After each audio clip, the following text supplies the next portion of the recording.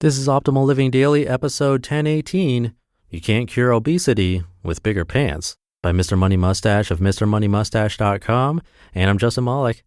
Happy Monday. Welcome back to Optimal Living Daily, or the OLD podcast, where I read to you from some of the best blogs I can find and get permission from, mostly covering personal development and minimalism on this show.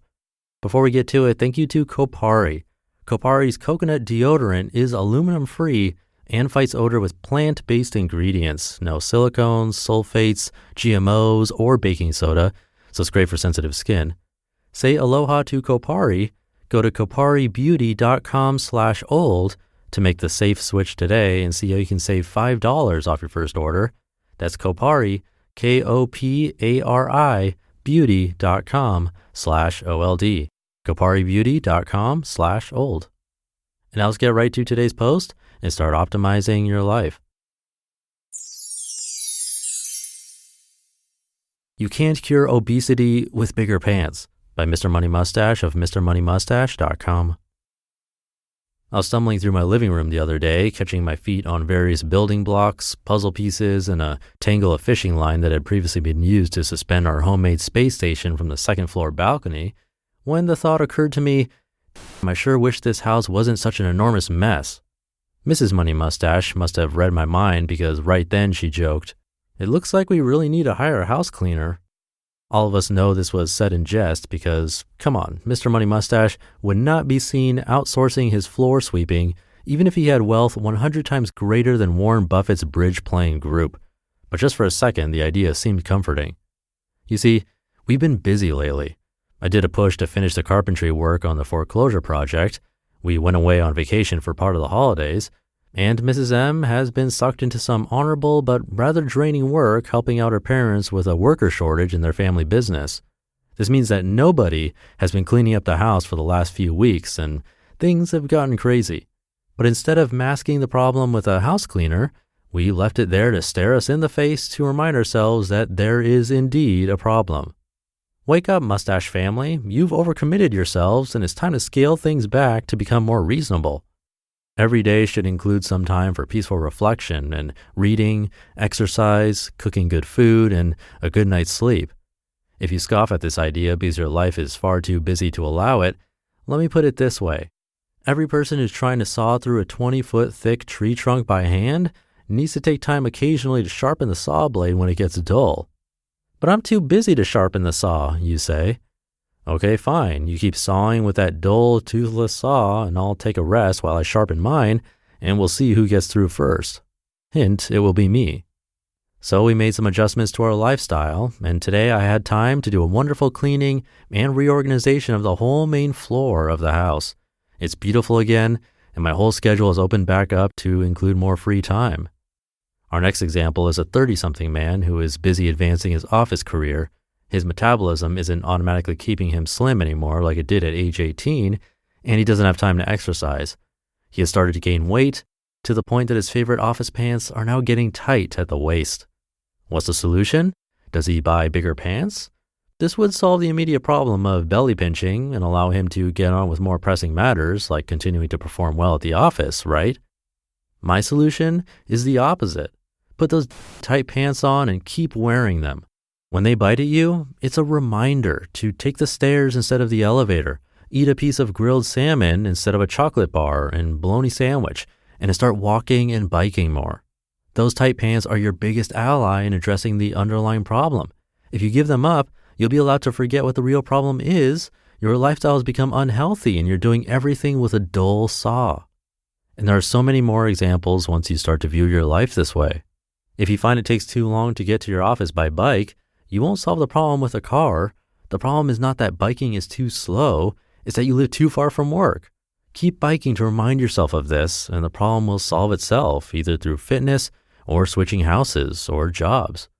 If the stairs to your 20th floor office leave you out of breath, the solution is not an elevator. It's a stronger body that can get you up in a timely manner. Keep walking the stairs and the problem will be solved properly. If you find you don't have enough money to pay the bills or to afford something you really want, the solution is not borrowing the money. You have a problem of your wants not being aligned with your current financial reality. There are only two ways to fix this: earn more or in many cases in wealthier countries, gain control of your wants and therefore your costs. On a bigger scale, when a city finds its road network overrun with automobile traffic jams, the solution is not to build more lanes for the traffic. The problem is that too many people are living somewhere that makes it easy to take a car to get to work. The solution is to reduce both the need and the incentive to drive.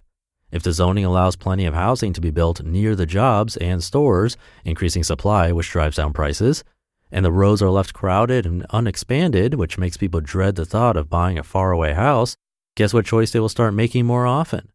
In all areas of life, embrace your problems. Solve the easy ones as quickly as you can. And as for the more difficult ones, let them build up around you and stare into your face so you can battle with them like a real man or woman. Make no mistake about it. You can either have a good, honest boxing match with each of your problems and win eventually, or you can turn your back on them and they will walk over and punch you in the back of the head when you forget about them and start watching TV instead. If you keep your problems visible, you'll automatically keep your life from getting unnecessarily complicated. Oh yeah, I can't buy myself a horse for mountain trail riding because I don't have time to ride it. My time is already occupied by keeping myself in good shape. Hey, maybe I'll take up mountain trail walking instead. Problems are often incorrectly thought of as our enemies, things to be avoided and warded away with credit cards. But really, they are our best teachers. Do you like learning? There's no better way to learn than to be forced to solve your own problems. Once you stop masking problems and truly realize that they won't go away until you solve them properly, you'll find that you suddenly get serious about fixing them. And when it really comes down to it, all of the most serious problems of modern life are caused by not solving their precursors when they first come up. Because of all this, I still have a fence that I've been planning to build for 3 years, and the vegetable garden went unplanted last year. I've not yet attained the Vin Diesel level of fitness that I promised myself back in the Health Equals Wealth article, and I'm not yet the drummer in a funk band, even though I deeply desire to be one. I'm far from perfect, but I leave all these shortcomings out there staring me in the face and challenging me to get more organized. Every year, I'm getting a little bit ahead, and so are you. You just listened to the post titled, "You Can't Cure Obesity with Bigger Pants" by Mr. Money Mustache of MrMoneyMustache.com. So when I'm starting my day, usually I'm thinking about breakfast or what I'm going to need to do for that day, my to-do list. One thing I never used to think about, deodorant. I'll just swipe it on and go. But I'm hearing more and more about unsafe ingredients in deodorant, and if there's a safer alternative, I definitely want to know about it. That's why I've got to tell you about the aluminum-free deodorant that changed the game for me, Kopari. It's gotten a lot of love from editors at Cosmo and People, and there are thousands of 5-star reviews on Kopari's website from people who are now coconut converts. It doesn't leave behind a sticky white residue, and it's great for sensitive skin because it's free of silicones, sulfates, GMOs, and more. Say aloha to Kopari. Go to koparibeauty.com/old to make the safe switch today and see how you can save $5 off your first order. That's Kopari, Kopari, beauty.com/OLD. koparibeauty.com/old.